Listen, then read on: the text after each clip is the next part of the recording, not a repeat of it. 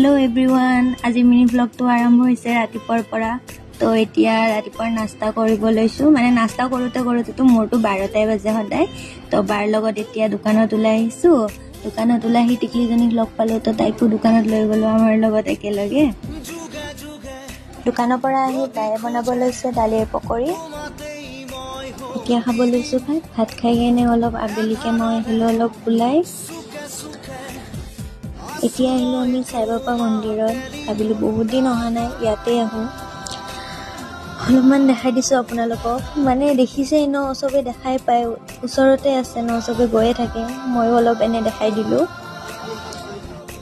সাই বাবা মন্দিৰৰ পৰা ওলাই মই খালোঁ চিপছ আৰু ঠাণ্ডা, ইমান গৰম লাগিছিলে। তাৰপিছত লগৰ এজনী ৰখি আছিলে, তাই বোলে যায় ইজি মাৰ্টত, কিন্তু আমি ইজি মাৰ্টত চাবহে আহিছোঁ, বস্তুবোৰ ল'ব অহা নাই দে। তাৰপিছত মই জুচ এটা ল'লোঁ, জুচটোকে খাই কেনে আমি আহিলোঁ খানাপাৰা ফিল্ডৰ ফালে। ফ্ৰেণ্ডছ, মই গাড়ী চলাইছোঁ, অলপ চলপ জানো ময়ো গাড়ী চলাবলৈ।